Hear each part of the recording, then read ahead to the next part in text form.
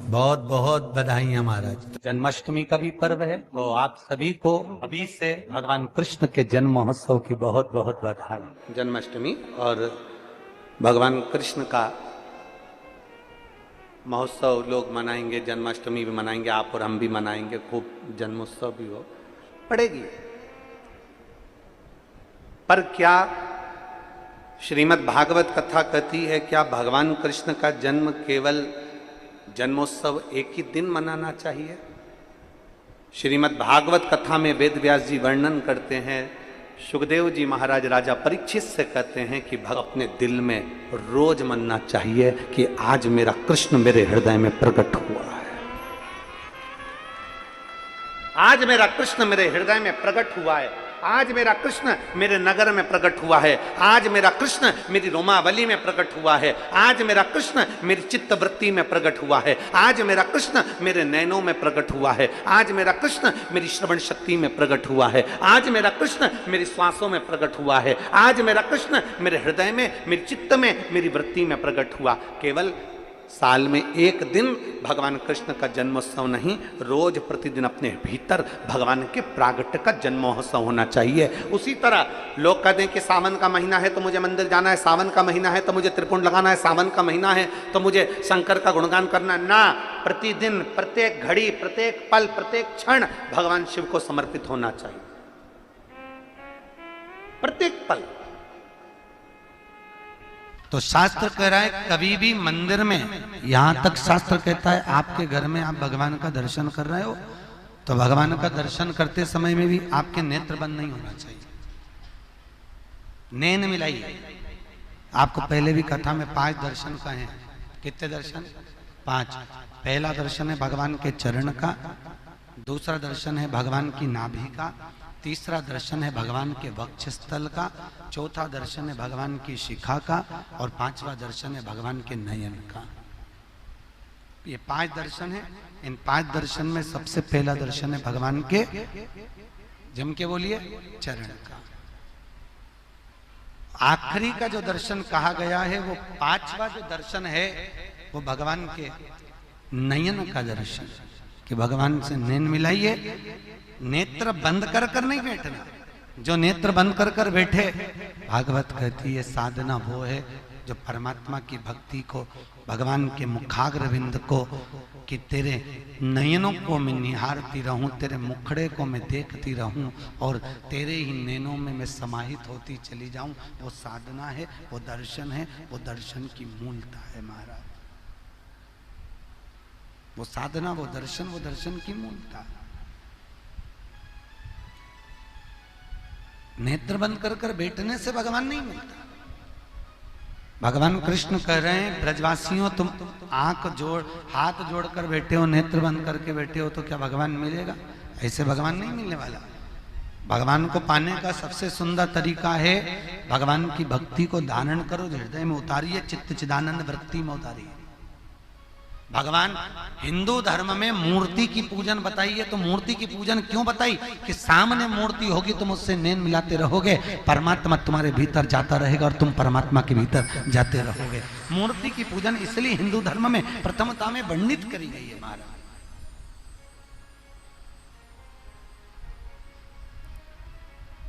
मूर्ति की पूजन का इसलिए क्रम कहा गया कि भगवान के सामने बैठो।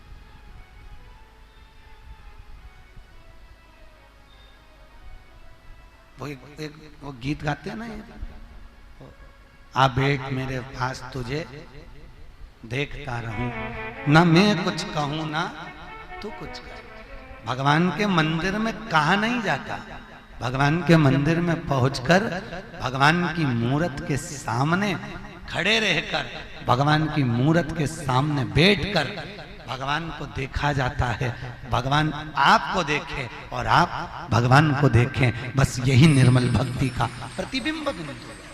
घर में भगवान जो भी मूर्ति हो, चाहे शिव की हो, चाहे किसी भी देवी देवता की मूर्ति हो, पर 1 अंगुष्ठ से बड़ी नहीं होनी चाहिए।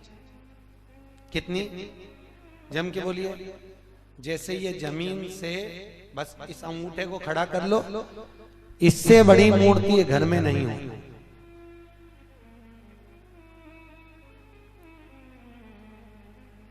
अगर इससे बड़ी मूर्ति हमारे घर में होती है तो उसको सेवा की जरूरत मंदिर जैसी पड़ती है। कैसी सेवा चाहिए फिर? मंदिर जैसी। अगर इससे छोटी मूर्ति है तो आप उसको शक्कर का भोग लगा दो, खड़ी शक्कर रख दो, मिश्री रख दो, गुड़ रख दो, तुम्हारी मर्जी पड़े कैसे भी कपड़े पहना दो। अगर छोटी मूर्ति है तो भगवान को कैसे भी आप घर में रख सकते हो, पर इससे जहां मूर्ति बड़ी हो गई तो उसको बड़ी सेवा की जरूरत पड़ती है। और हमेशा याद रखो, शिवलिंग घर में जो शंकर भगवान का शिवलिंग होता है वो कभी पोला नहीं होना चाहिए। वैसे तो हिंदू धर्म की शास्त्र रीति कहती है कि घर में कोई भी मूर्ति पोली नहीं होना चाहिए, किसी भी मूर्ति को पोला नहीं होना। लक्ष्मी जी हो तो ठोस हो, गणेश जी हो तो ठोस हो, देवी देवता, लड्डू गोपाल, कृष्ण, राम, सीता, कुछ भी तुम्हारे घर में हो तो वो पोले नहीं होना, अंदर से खाली नहीं होना चाहिए। जो मूर्ति घर में पोली होती है उसके घर में 1 रुपए कमाओ 1.25 रुपए खर्च वाला काम चलता रहता है, कभी जिंदगी में पैसा नहीं जोड़ता। घर पोला की पोला ही रहता है, कितना भी तुम कमा कमा कर लाओगे तो भी घर में दिखेगा। और किसी किसी के घर में अगर मूर्तियां अगर ठोस है, मूर्ति अंदर से अगर भरी हुई है तो अगर 2 रुपए भी कमाएगा तो घर में बचत दिखेगी। और अगर घर में मूर्ति पोली है तो कितना भी कमाएगा वो खाली की खाली ही दिखेगी। कई लोग कहते हैं महाराज जी हमारे घर में बरकत नहीं दिखती है, मेरा पति कमाता, बेटा कमाता, बड़ा बेटा कमाता, खूब कमाता, पर घर में पैसा नहीं दिखता, घर में पैसा नहीं टिकता। तो टिके कहां से? जरूर तेरी तिजोरी में, जरूर तेरी पूजन में कोई लक्ष्मी जी की मूर्ति या गणेश जी की मूर्ति या किसी देवता की मूर्ति पोली होगी, इसलिए घर में लक्ष्मी टिक नहीं रहेगी, घर में पैसा बन नहीं रहा। मूर्ति ठोस। कैसी मूर्ति होना चाहिए? जम के बोलिए, ठोस, पोली नहीं होना चाहिए। तो महाराज पोली मूर्ति का क्या करें? तो कुछ मत करो, मेन लाओ बाजार से, राल लाओ या मेन लाओ, कुछ भी मेन लाकर, मोम लाकर, वो मोम नहीं होता, उस मोम को पिघलाकर उस मूर्ति के अंदर भर दो। पर मूर्ति ये नहीं कि अपने को पोली है तो घर से बाहर निकाले, उसको ठोस करो, उसको ठोस। अगर मूर्ति पोली रहती है तो 2 क्रम होते हैं, एक तो लक्ष्मी नहीं टिकती, दूसरी घर में कोई ना कोई व्यक्ति एक ना एक बीमार पड़ा ही रहता है। एक ठीक होगा दूसरा बीमार पड़ेगा, दूसरा ठीक हुआ तीसरा बीमार पड़ेगा। मतलब डॉक्टर में कहीं ना कहीं किसी ना किसी रूप में हफ्ते में, महीने भर में पैसा जाना है, जाएगा, रुकेगा। शास्त्र कहता है अरबों खरबों राधा जी की सुंदरता को इकट्ठा करो और उसकी सुंदरता का चूरा बना के पुतला बना दो। इतना कृष्ण मेरा सुंदर था, इतना सुंदर मेरा ठाकुर था, इतना सुंदर, जो देखता स्तुप्त हो जाता।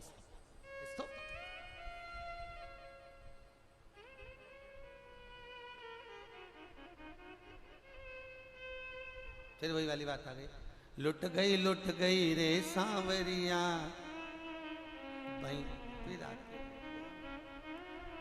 तेरी जती पुरानी, फिर लुट गई। इतनी सुंदर, बहुत सुंदर, तेरे नैन बड़े मतवाले, मटके हैं प्यारे प्यारे,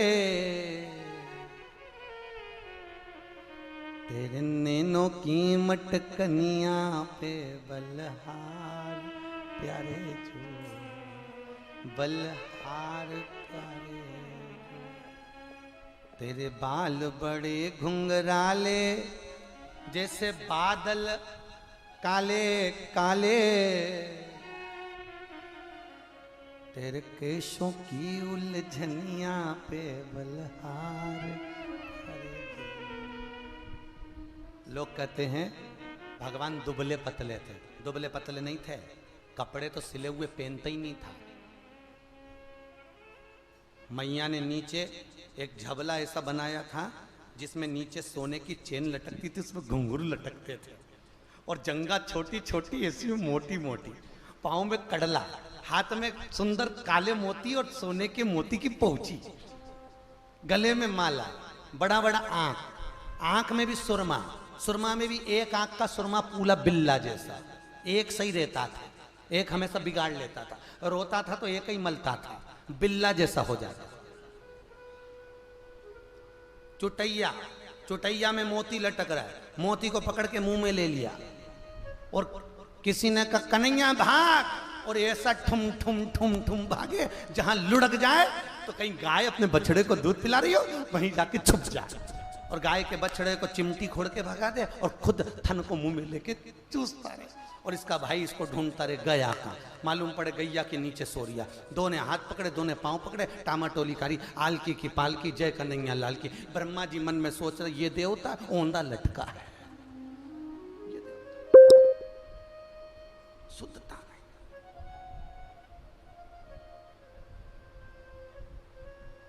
तेरे पांव बड़े मत वाले, ठुमके हैं प्यारे प्यारे, तेरे पावन की पे जनिया पे बलहार प्यारे जो, बलहार प्यारे जो, बड़े सुंदर है, बड़े सुंदर। ना कजरे की ढाल, ना मोतियों के हार, ना कोई किया श्रृंगार, फिर भी कितने बड़ा अति रमणीय, देखो देखते रह जाए। बांके बिहारी मंदिर कौन कौन गया वृंदावन के? कभी एकादशी पे गए हो मां? एकादशी के दिन एक साध्वी आती है शाम को 6:30 बजे, एक सन्यासन सफेद कपड़े में, वो पूरे महीने में केवल 2 बार एकादशी पे दिखती है। बिहारी जी के मंदिर में आती है, फूलों की माला बनाकर लाती है, बिहारी जी को दिखाती है, सामने बिहारी जी को दिखाएगी और बांके बिहारी के गले में जो भी फूल की माला होगी वो अपने आप टूट के नीचे गिर जाती है, और सन्यासन अपने गले में जो माला दिखाती है वही माला पहनकर बाहर निकलकर चली जाती है। वो केवल एकादशी पे आती शाम को 6:30 बजे।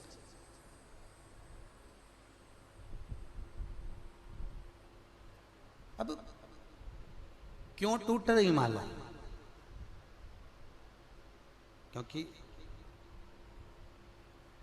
भगवान को जो सन्यासन निहार रही है वो भगवान को देखकर कुछ तो टोना मार कर जा रही है। अरे कौन सी न मार दौरी टोना, मेरो मचले शाम सलोना, दूध न पीवे का ना दैया न खावे, नित नित मचले शाम सलोना, कौन सी न मार दौरी।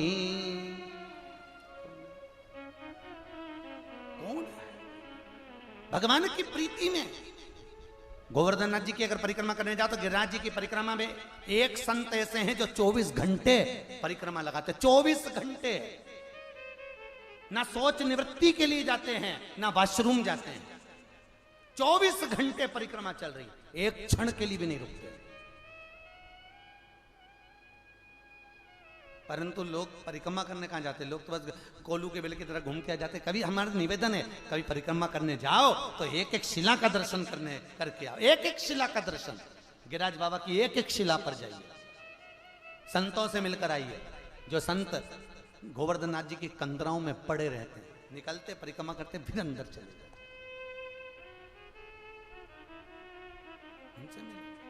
अब सब हाथ जोड़कर बैठे हैं, गोवर्धन नाथ जी प्रकट कहां हुए?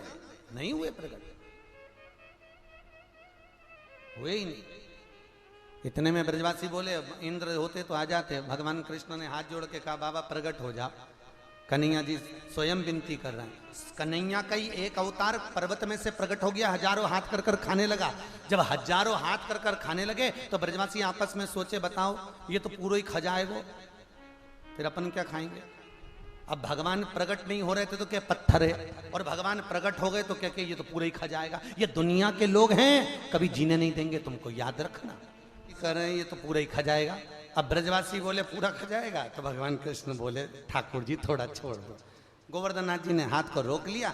जब हाथ को रोका, रोकने के बाद में जब भगवान रुके तो भगवान ने कहा आज के बाद में किसी के सामने जीमने नहीं आऊंगा। भगवान चले। सारे ब्रजवासियों ने परिक्रमा करी, परिक्रमा कर कर चले।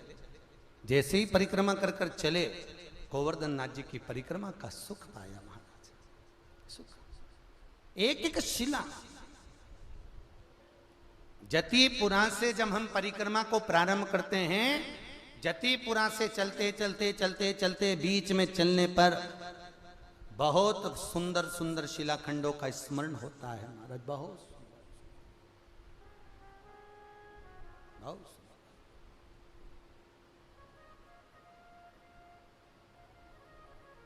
और आपका जो भाव है वो गोवर्धन नाथ जी के प्रति समर्पित कर कर परिक्रमा जब भी करो, बड़ी अलमस्ती में धीरे धीरे गिरिराज जी का स्मरण करते करते।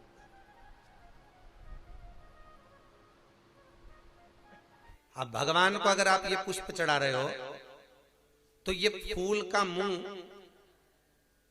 आपकी ओर चढ़ाते हो कि भगवान की ओर चढ़ाते हो? सत्य बोलना। देखो हमारे सामने झूठ मत बोलियो, नहीं तो अभी तो कह दो तुम कि ये फूल का मुंह हम भगवान के साइड रख देते हैं और घर पे जब भी चढ़ाती होगी तो भगवान अगर ऐसे बैठे हैं तो फूल उनके सामने रखती होगी। ऐसा बिल्कुल डिजाइन में, डेकोरेशन में ऐसा भगवान के साथ, भगवान के चारों तरफ ऐसा फूल जमाए। बोलो सही है कि गलत है? और डंडी का मुंह किस साइड होता है? भगवान की ओर। फूल का मुंह किस साइड होता है? तुम्हारी ओर। अब फूल किसी को देते हैं तो फूल का मुख देने वाले की ओर होना चाहिए कि नहीं होना चाहिए? पर अभी तक आप जितनी बार भी भगवान को पुष्प समर्पित करी हो, जितनी बार भी तुमने फूल दिया, वो सारा फूल तुमने अपने आप को दिया। भगवान को तो डंडी पकड़ाई, पकड़ के रखा भगवान को तो डंडी। और फूल चढ़ा के अभिलाषा कितनी बड़ी, मन में तमन्ना कितनी बड़ी, मैं भगवान को फूल चढ़ा रही, मैं भगवान का श्रृंगार कर रही, भगवान मेरी जरूर सुनेगा। भगवान के काय का सुनो? रोज की रोज कांटे की डंडियां मेरे को चुबा चुबा के चली जाए। कई लोग कहते हैं भगवान तुमने ये लड्डू रखा था, मैंने ठाकुर जी तुमने लड्डू नहीं खाया, भगवान तुमने ये पेड़ा नहीं खाया, भगवान तुमने ये झारी जी का जल नहीं पिया। भगवान के मन तो खूब करता पीने का, पर करूं क्या? जब जब मैं आगे बढ़ता हूं डंडी चुभ जाती है, इसलिए नहीं जाता। इसलिए वैष्णव धर्म में, पुष्टि मार्ग में तो फूल भी पूरा भगवान को नहीं चढ़ाते, उसकी पंखड़ी को निकाल कर, फोल्ड कर कर, तैयार कर कर, सुई में डालकर, फिर गुंज माला तैयार कर कर भगवान को चढ़ाई जाती। एक पत्ती के 4 भाग मोड़े जाते हैं। बचपन, जवानी, अधेड़ी, बुढ़ापा भगवान को दे दो। एक फूल कैसे चढ़ाना चाहिए समझ में आ गया? अब तो गड़बड़ नहीं करोगे। अब जो हो गया हो जान दो, कोई दिक्कत की बात नहीं, हो गया। समर्पण हो, अपने लिए नहीं, भगवान के लिए। पूरे देवताओं के मंदिर में हमने देखा, तुम कहीं पे भी चले जाओ, किसी भी देवी देवता के मंदिर चले जाओ, वहां पे जो भी फूल चढ़ा मिलेगा वो भगवान के सामने ऐसा जमा हुआ मिलेगा। भगवान की ओर मुंह नहीं। फूल का मुंह किसकी साइड है? आपकी साइड। डंडी का मुंह भगवान जो। अब किसी भी मंदिर में, किसी भी देवालय में, कहीं पर भी जाकर देखिए, आपको वो फूल की डंडी का मुंह मिलेगा और फूल सामने। समर्पण क्या? समर्पण क्या है? पुष्प भगवान की ओर हो, और भगवान की ओर हो तो भगवान को फूल क्यों दिया जाता है मालूम है आपको? अरे बोलो तो जम के मालूम है? क्योंकि हम अपने दिल की बात भगवान से नहीं कह सकते। तो ये फूल जब हम भगवान को देते हैं तो भगवान से वो पुष्प कहता है, भगवान से पुष्प कहता है, प्रभु इसने आपके चरणों में मुझे समर्पित किया, ध्यान देना, सारे देवी देवताओं को जो फूल चढ़ता है उसका मुंह इधर, पर केवल एक देवाधिदेव महादेवी ये कैसे होते हैं जिनको बेलपत्री जो चढ़ती है वो भी उल्टी चढ़ती है। कई लोगों के मन में प्रश्न है कि शंकर को बेलपत्री उल्टी क्यों चढ़ती है? क्योंकि शंकर के समर्पण है, शिव का समर्पण। बेलपत्री सीधी चढ़ाएंगे तो शिव स्वीकार नहीं कर सकता। उसी तरह तुम फूल पूरी जिंदगी डंडी का मुंह भगवान की साइड करो, ठाकुर जी की साइड करो, फूल का मुंह तुम्हारी साइड करो, तुम 1 लाख भी फूल चढ़ा दोगे तो भी भगवान स्वीकार नहीं कर सकता। 1 लाख भी चढ़ा तो भी स्वीकृत नहीं है। तुम्हारी तो पूरी जिंदगी हो गई ऐसा चढ़ाता चढ़ाता, कभी मिला? कभी नहीं। अब एक बार शिव पुराण का प्रैक्टिकल कर 15 दिन में रिजल्ट तुम्हारे सामने, क्योंकि तुमने उसको फूल दिया है, वो भी बहुत कुछ देगा। अभी तक डंडी दी थी इसलिए वो भी हर जगह पर डंडी ही टिका देता। तल पुष्प, पुष्प कहता है भगवान से, भोलेनाथ से, पुष्प करा नारायण से, पुष्प करा ठाकुर जी से। फूल अपने मन की बात शंकर से नहीं कह सकते, तो फूल कहता है, फूल कहता है प्रभु जैसा मैं कोमल हूं, चढ़ाने वाले को इतना कोमल बनाकर रखना। प्रभु जैसे मुझ में सुगंध है, चढ़ाने वाले को इतना सुगंधित बनाकर रखना, उसकी जगत में इतनी सुगंध रखना, इतनी सुगंध रखना कि जितने बदबू वाले हैं वो भी भग जाए और ये सुगंध और फैल जाए। मतलब जलने वाले जितने हैं सब भग जाए, इतनी सुगंध। प्रभु इतना सुंदर मुझे समर्पित करा, इसका जीवन भी सुंदर बनाकर रखना। फूल करा शिव से, पुष्प करा ठाकुर से, पुष्प करा लाडला से। अब चढ़ाया, खूब चढ़ाया। और एक और बात अपनी जिंदगी में उतार कर रख लो, बहुत अच्छी तरह से उतारना।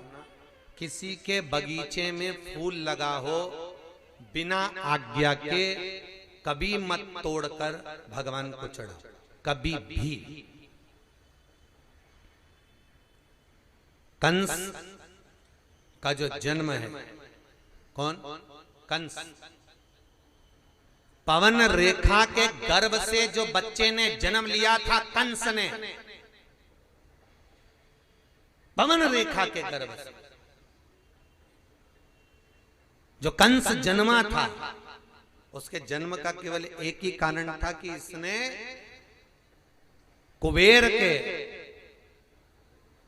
बगीचे से पुष्प को तोड़कर किसी दूसरे को दे दिया था, तो कंस का जन्म हुआ था। महाराज बहुत ध्यान देना, कई लोग दूसरे के बगीचे से फूल तोड़कर लाते हैं और तोड़कर फूल को लाकर भगवान को समर्पित करते हैं। भगवान कहते हैं यदि आपके पास में पुष्प नहीं है तो 2 चावल के दाने अक्षत तो होंगे, उसको फूल समझकर मुझे समर्पित कर दो, पर किसी के बगीचे से तोड़कर बिना पूछे चोरी कर मुझे समर्पित ना करना। उतारिएगा बहुत ध्यान से। तुलसी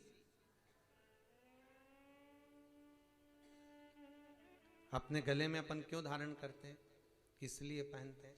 रुद्राक्ष अपन क्यों पहनते हैं? उसका कारण, क्योंकि नारायण बिना तुलसी के भोजन को भी स्वीकार नहीं करते। करते हैं क्या? नहीं। जब भगवान बिना तुलसी के भोजन स्वीकार नहीं करते तो फिर आपके गले में अगर तुलसी की माला नहीं होगी तो नारायण आपको कैसे स्वीकार करेंगे? बिना तुलसी के, बिना रुद्राक्ष के।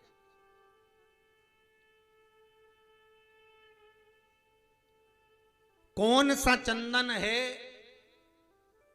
जो भगवान को सर्वाधिक प्रिय है? बोलो जम के। अब वृंदावन के पास रहते हो, जरा अच्छे से जवाब दे देना।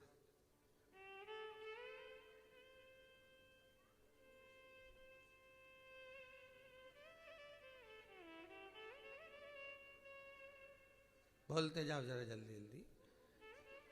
कौन सा चंदन है जो भगवान को अति प्रिय है और जिस चंदन को 2 महीना तक व्यक्ति अगर भगवान के मस्तक पर लगाता है और स्वतः मस्तक पर लगाता है तो भगवान उसको 2 महीने के अंदर एक बार गले लगाने के लिए जरूर आते हैं महाराज। उसके जीवन काल में नारायण ठाकुर उसको गले लगाने आता है। कौन सा है? गोपी चंदन। और बोलो जी आगरा वाली, और बोलो वो कौन सा चंदन है जो भगवान को लगाने पर भगवान और भक्त दोनों मिल जाते हैं? वो है हरि चंदन। कौन सा चंदन है? हरि चंदन। हरि चंदन कैसे बनाया जाता है? जरा सी कुंकू या हल्दी पाट पर डालकर तुलसी की लकड़ी से घिस कर पानी डालकर, चंदन नहीं, काय की लकड़ी? तुलसी की लकड़ी को घिस कर चंदन तैयार करा जाता है, वो हरि चंदन कहलाता है। वही हरि चंदन भगवान को लगाएं, अपने मस्तक पर लगाएं, मेरा नारायण आकर गले लग जाता है। वो हरि चंदन है। सर्व चंदनों में श्रेष्ठता का भाव तुलसी के गुण तत्व को प्रकट कर देता। तुलसी के गुण तत्व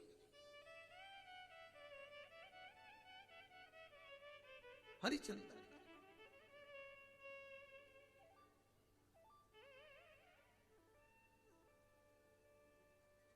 हरिचंदन का भाव तुलसी के तात्विक सुख का अनुभव कराता है, उसको लगाया।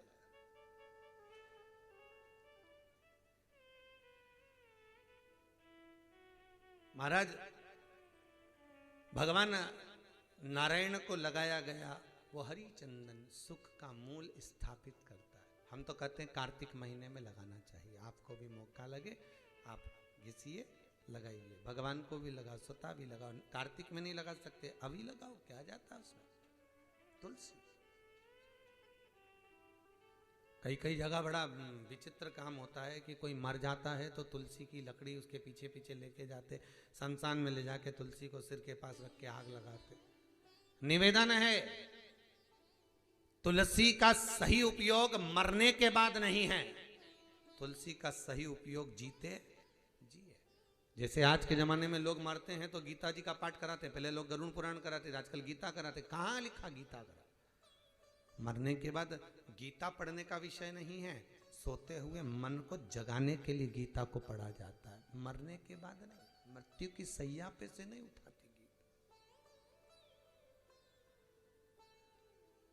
हमारा दान, हमारा सत्कर्म, हमारा पुण्य जो हम करें वो लगना चाहिए। जिस दिन आपका एकादशी का व्रत रहेगा, जिस दिन आपकी प्रदोष रहेगी, जिस दिन आप सोमवार का व्रत करोगे, संकट सोमवार करोगे, जन्माष्टमी करोगे, रामनवमी करोगे, जिस दिन आपका व्रत रहेगा आपको वैसे दिन कभी क्रोध नहीं आएगा। पर जिस दिन तुमने व्रत रखा, साधना करी, तप करा, पूजन करा, आराधना करी, उस दिन तुमको क्रोध जरूर आएगा, चिड़चिड़ प्रवृत्ति हो जाएगी। तो कई लोग कहते हैं भूखी होगी इसलिए क्रोध कर रही होगी।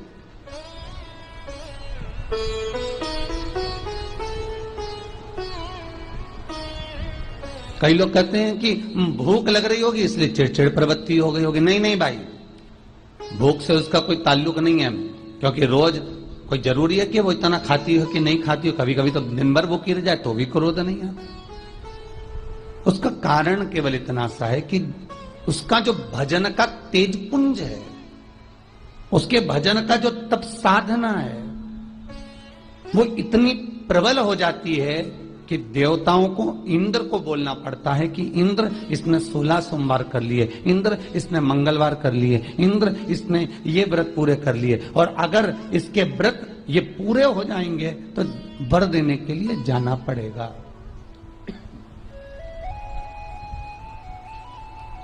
अगर इसके व्रत पूरे हो गए तो आशीर्वाद देने के लिए जाना पड़ेगा। इसके व्रतों को खंडित कर दिया जाए। तो व्रत को खंडित करने का सबसे सुंदर तरीका देवताओं के पास है कि जिस दिन व्रत हो, 2-3 व्रत अच्छे निकलते हैं और एक व्रत में इतना क्रोध आ जाता है कि सारा करा धरा पानी फिर जाता है। देवता क्रोध दिलाते हैं। फिर क्या करना? तो शास्त्र कहता है कि जिस दिन आपका व्रत है उस दिन एक काम जरूर करना कि भगवान का मंत्र जाप कर कर, भगवान का स्मरण कर कर, कटोरी में जल लेकर, पात्र में जो जल रखा हो, पूजन पाठ करते समय, स्मरण करते समय वो जल का पान अवश्य करें।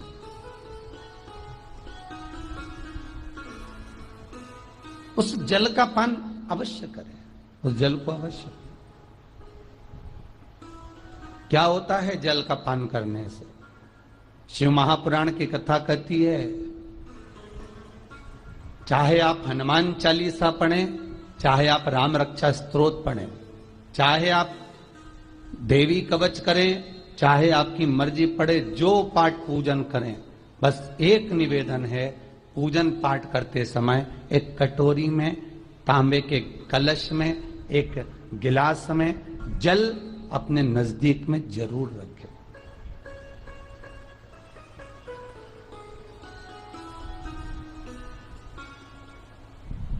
क्या होगा उससे?